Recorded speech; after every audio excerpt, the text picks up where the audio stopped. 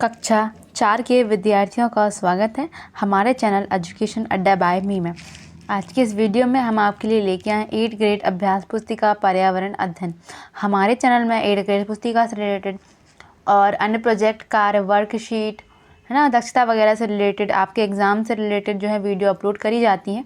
इसलिए हमारी वीडियोज़ आप तक सबसे पहले पहुँच सके, इसलिए इस चैनल को ज़रूर सब्सक्राइब कर दें और वीडियो अगर पसंद आए तो वीडियो को लाइक भी ज़रूर कर दें और अपने दोस्तों के साथ भी शेयर करें। आज की इस वीडियो में हम डिस्कस करने वाले हैं पर्यावरण के 3 अध्याय। वो कौन कौन से रहेंगे? चलो चले स्कूल, कान कान में और नंदू हाथी।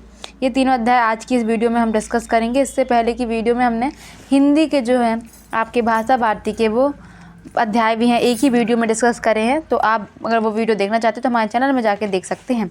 बढ़ते हैं आगे। पहला है चलो चलें स्कूल। आप पहले बहुविकल्पी प्रश्न दिए गए हैं। पहला प्रश्न है, सही विकल्प चुनकर लिखिए। वह कौन सा राज्य है जहाँ चारों ओर रेत ही रेत पाई जाती है, साला ऊँट गाड़ी से जाना पड़ता है? तो वह राजस्थान है ना। राजस्थान रेत के लिए प्रसिद्ध है, वहाँ पे ऊँट ज़्यादा पाए जाते हैं। ट्रॉली, लकड़ी से बना झूला किसकी मदद से रस्सी पर सरकती है? तो ट्रॉली जो होती है वह पुली यानी कि घिरनी। यहाँ पे थोड़ा सा कट गया है दूसरा, तो यहाँ पे मैंने लिख दिया है, यहाँ पे लिख गया है, तो यहाँ पे आप देखेंगे पुली यानी कि घिरनी। फिर है तीसरा, पानी को पार करने के लिए सीमेंट, ईंट और लोहे की सरियों से बना रास्ता खालिस्तान कहलाता है? तो यह पुल कहलाता है। आपके भी घर में देखा होगा जिसे पुलिया वगैरह कहते हैं। नीचे से जो है वो पानी की नहर जाती है और ऊपर से पुल बना रहता है जिससे आप निकल के सड़क पार करते हैं। आती लघु उत्तरीय प्रश्न, केरल के कुछ भागों में बच्चे नदी को पार करके स्कूल कैसे पहुंचते हैं? तो वल्लम, लकड़ी की बनी छोटी सी नाव में बैठकर वो स्कूल जाते हैं। प्रश्न तीसरा, स्कूल जाने के लिए आप कौन कौन से साधन का उपयोग कर सकते हैं जो पर्यावरण को नुकसान ना पहुंचाएं? तो हम किस किस का उपयोग कर सकते हैं? साइकिल, जिसमें कोई प्रदूषण नहीं होता, घोड़ा गाड़ी, रिक्शा, बैलगाड़ी, नाव, इसमें कोई भी प्रदूषण नहीं होता, इससे पर्यावरण को कोई भी नुकसान नहीं पहुँचेगा। प्रश्न चौथा, स्कूल पहुंचने के लिए कई बार जंगल भी पार करना पड़ता है, तब कौन सी परेशानी होती होगी? तो जंगल में कहीं कहीं जंगल इतना घना होता है कि दिन में रात जैसा लगता है। उस सन्नाटे में कई पक्षी एवं जानवरों की आवाज़ सुनाई देती है। तो कुछ इस प्रकार है। लघु उत्तरीय प्रश्न, सीमेंट से बना पुल बांस के पुल से अधिक मजबूत क्यों होता है? उत्तर, सीमेंट का बना पुल सीमेंट, ईंटों और लोहे की सरियों से बना होता है जो बांस की तुलना में अधिक मजबूत होता है। प्रश्न छठवां, उत्तरी क्षेत्र की पहाड़ियों और उत्तराखंड के रास्तों में अंतर बताइए। तो उत्तरी क्षेत्र की पहाड़ियों में मीलों फैली बर्फ पर चलकर चलते हैं, जबकि उत्तराखंड के रास्ते ऊबड़ खाबड़ पथरीले होते हैं। प्रश्न सातवां, वर्ग पहेली में उन जगहों के नाम लिखे जहाँ पर नीचे दिए गए साधन का उपयोग होता है। तो बांस का पुल कहाँ उपयोग किया जाता है? आसाम में। ट्रॉली लद्दाख में उपयोग की जाती है। वल्लम केरल में प्रयोग किया जाता है और ऊँट गाड़ी राजस्थान में प्रयोग की जाती है। प्रश्न आठवां, हम रेगिस्तान में बैलगाड़ी से यात्रा क्यों नहीं कर सकते हैं? तो रेगिस्तान में चारों तरफ रेत होती है, वह रेत में रेलगाड़ी के चक्के नहीं चल पाते हैं। रेलगाड़ी नहीं, यहाँ पे बैलगाड़ी होगा, सॉरी, रेत में बैलगाड़ी के चक्के नहीं चल पाते हैं।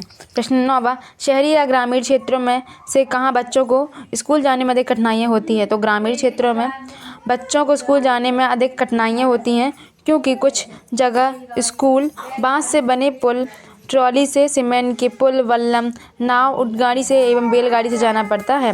प्रश्न 10वां, बर्फीले क्षेत्रों में स्कूल जाते समय बच्चे एक दूसरे का हाथ पकड़कर क्यों चलते हैं?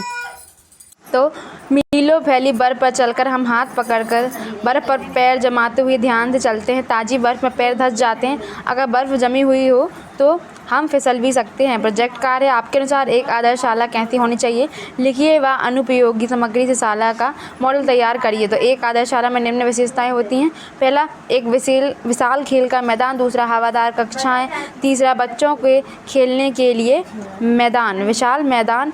चौथा, बड़ी कक्षाएँ। पाँचवा, प्रयोगशाला कक्ष। छठवां, प्रयोगशाला कक्ष होनी चाहिए। हमारे स्कूल में पुस्तकालय कक्ष आदि सभी सुविधाएं होनी चाहिए। पार्ट 2, कान कान में। पहला है बहुविकल्पी प्रश्न, सही विकल्प चुनकर लिखिए। हमारे शरीर में सुनने का कार्य कौन सा संवेदी अंग करता है? तो वह करता है कान। ऑप्शन 2 इसका करेक्ट ऑप्शन है। है किस जानवर के सिर के दोनों तरफ कान दिखाई देते हैं? तो मगरमच्छ के नहीं होते, कबूतर के भी नहीं दिखाई देते, चींटी के भी नहीं दिखाई देते, तो किसके दिखाई देते हैं? भैंस। अति लघु उत्तरीय प्रश्न, किस जानवर को दूर से देखने पर उसकी खाल पर बाल दिखाई नहीं देते किंतु पास से देखने पर दिखाई देते हैं? तो हाथी और भैंस। प्रश्न तीसरा, ज़ेबरा के शरीर पर सफ़ेद काली पट्टियों जैसी डिजाइन किससे बनी होती है? तो शरीर पर बाल से। प्रश्न चौथा, छिपकली के अंदर पर बाल नहीं होते, वह अंडा देगी या बच्चों को जन्म देगी? अंडा देगी। लघु उत्तरीय प्रश्न, पक्षियों के कान दिखाई नहीं देते पर वह सुनते कैसे होंगे? तो पक्षियों के सिर के दोनों तरफ छोटे छोटे छेद होते हैं, ये पंखों से ढके रहते हैं, इन्हीं छेदों की मदद से पक्षी सुनते हैं। प्रश्न छठवां, ऐसे 6 जानवरों के नाम लिखिए जिनके कान बाहर की तरफ होते हैं और खाल पर बाल भी होते हैं? तो भैंस, गाय, कुत्ता, जेब्रा, हाथी और हिरण। प्रश्न 7वां, ऐसे जानवरों के नाम एवं विशेषता लिखिए जिसकी खाल पर पंख होते हैं? तो पहला है मोर, दूसरा है कौआ, तीसरा है मुर्गी, चौथा है बतख, पांचवा है कबूतर। इनकी विशेषता क्या है? ये उन्हें उड़ने के लिए सहारा प्रदान करते हैं। प्रश्न 8वां, क्या आपने कभी अपने आसपास ठंड बारिश के मौसम में किसी जानवर की मदद की है? लिखिए। हाँ, हमने बारिश के मौसम में भीगी हुई चिड़िया की मदद की, उसे कपड़े से पोंछकर उसे सूखे स्थान पर रख दिया। द्विगु उत्तरीय प्रश्न, भारत के राष्ट्रीय पशु का नाम लेकर उसके बारे में लिखिए। नाम है बाघ। राष्ट्रीय पशु कौन है हमारे भारत का? तो यह है बाघ। कहाँ रहता है? जंगल में रहता है। कान कैसे होते हैं? छोटे बाहर की ओर। खाल कैसी होती है? मोटी, बालों से ढकी हुई। बच्चे या अंडे देते हैं? तो ये बच्चे को जन्म देते हैं। प्रश्न 10 पर दिए गए जानवरों के नाम लिखकर तालिका को पूरा कीजिए। तो इनमें से छानकर ये लिखना है कि कान बाहर दिखाई नहीं देते, कान बाहर दिखाई देते हैं, अंडे देते हैं, बच्चे देते हैं। तो मोर के कान जो है वो बाहर दिखाई नहीं देते हैं। कौआ और गौरैया, बगुला, मेंढक, इनके जो कान है वो हमको बाहर दिखाई नहीं देते। और जिनके इनके दिखाई देते, गाय, बिल्ली, लोमड़ी, ऊँट, हाथी, चूहा, इनके कान हमको बाहर ही दिखाई देते हैं। फिर इनमें से कौन कौन अंडे देते हैं? तो कौआ, बगला, मोर, गौरैया, मेंढक, मगरमच्छ ये अंडे देते हैं। और बच्चे को जन्म कौन देता है? गाय, बिल्ली, लोमड़ी, ऊँट, हाथी, ये बच्चे को जन्म देते हैं। प्रोजेक्ट कार्य, घर के उपयोगी वस्तु जैसे गत्ते, रंगीन पेपर, अखबार आदि से अपनी पसंद का एक जानवर पक्षी बनाइए। तो हमको इनसे अपनी पसंद का जानवर या पक्षी बनाना है। तो कुछ इस प्रकार से आप आर्ट एंड क्राफ्ट कर सकते हैं। तो इस प्रकार से आप वीडियोज़ देख कर भी यूट्यूब में आप ये जो है अपने पूरा कागज़ों से ऐसे चित्र बना सकते हैं। ये जैसे कि ये है एक खरगोश का चित्र, आप ऐसे कटिंग करके फिर उस पर मार्कर या पेन की सहायता से डिज़ाइन बनाकर फिर यहाँ पे थोड़ा सा रिबन बांधकर गले में और 2 बटन लगाकर ये डिज़ाइन बनाकर आप जो है अपनी ड्राइंग पूरी कर सकते हैं। तो इस प्रकार से आपको प्रोजेक्ट करना है। 3 है नंदू हाथी। बहुविकल्पी प्रश्न, आपने कुछ पक्षियों को जानवरों की पीठ पर बैठकर उनकी खाल पर चिपके कीड़े खाते हुए देखा होगा, बताइए कौन सी जोड़ी सही है? तो भैंस के ऊपर हमने बगुले को देखा है, तो दूसरा ऑप्शन का सही होगा बा। सांप बिल में रहता है परंतु सपेरा सांप को किस में रखता है? तो सपेरा जो है सांप को पिटारी के अंदर रखता है। हाथियों के झुंड का मुखिया कौन होता है? तो इसका उत्तर रहेगा दूसरा, सबसे बुजुर्ग हथिनी। अति लघु उत्तरीय प्रश्न, हाथी किस किस रंग के होते हैं? तो हाथी भूरे स्लेटी रंग के होते हैं। प्रश्न तीसरा, जब हमें गर्मी लगती है तो हम पंखे व कूलर का उपयोग करते हैं। सोचिए और लिखिए, हाथी गर्मी से बचने के लिए क्या करते हैं? तो हाथी गर्मी से लगने पर अपने कान हिलाकर हवा करता है। प्रश्न चौथा, किस जानवर के पैरों के नीचे लोहे की नाल ठोकते हैं? तो यह घोड़ा होता है। लघु उत्तरीय प्रश्न, झुंड में रहने से क्या क्या फ़ायदे होते हैं? तो झुंड में रहने वाले जानवर मिलजुल कर सभी काम करते हैं, तो ये झुंड में रहने के फ़ायदे हैं। प्रश्न 6वां, हाथियों के झुंड में परेशानी का संकेत कौन देता है? और तब हाथी क्या करते? तो बुजुर्ग हथनी होती है, वह खतरे का संकेत देती है, तब वह जोर जोर से चिंघाड़ने लगती है। प्रश्न 7वां, वर्ग पहेली में झुंड में रहने वाले जानवरों के नाम खोजकर गोला बनाइए और लिखिए। तो बकरी, हिरण, भेड़, घोड़ा और हाथी। प्रश्न 8वां, हम भोजन करने के लिए हाथों का प्रयोग करते हैं, उसी प्रकार हाथी अपने भोजन कैसे करते हैं होंगे?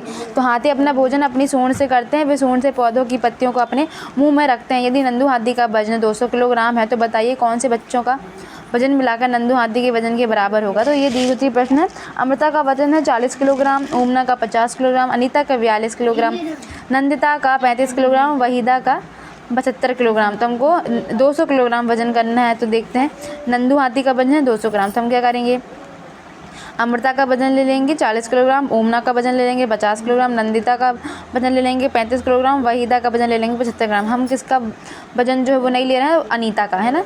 तो इन सबको जोड़ देंगे तो आ जाएगा हमारा 200 किलोग्राम। तो 4 बच्चों अमृता, ओमना, नंदिता और वहीदा के वजन के बराबर है नंदू हाथी का वजन। दिए गए चित्र को देखकर 5 वाक्य लिखना है। तो यहाँ पर एक ये पूल में हाथी जो है वो खेल रहे हैं और एक जंगल में जो हाथी सैर सपाटा कर रहे हैं। तो पहला है, नंदू हाथी तालाब में नहा रहा है।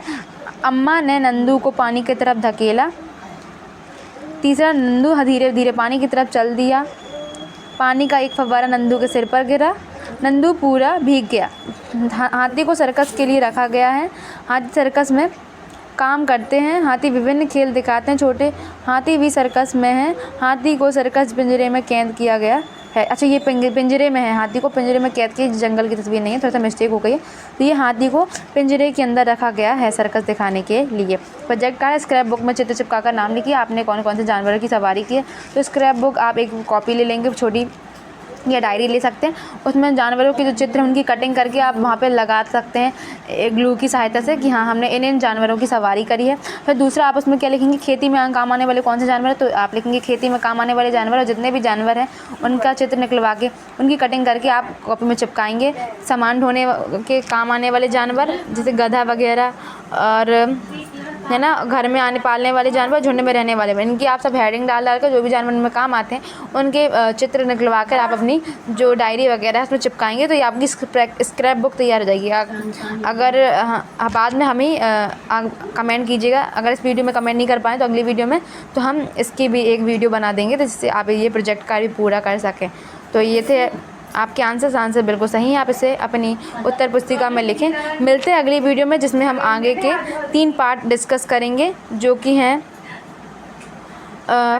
अमृता की कहानी, अनायता की मधुमक्खियाँ और ऊमना का सफ़र। ये 3 पार्ट हम अगली वीडियो में डिस्कस करेंगे। तब तक के लिए धन्यवाद। वीडियो पसंद आई हो तो वीडियो को लाइक कर दें, चैनल को ज़रूर सब्सक्राइब कर दें, और ताकि हमारी वीडियोस आप तक सबसे पहले पहुंच सकें। अपने दोस्तों के साथ भी शेयर करें।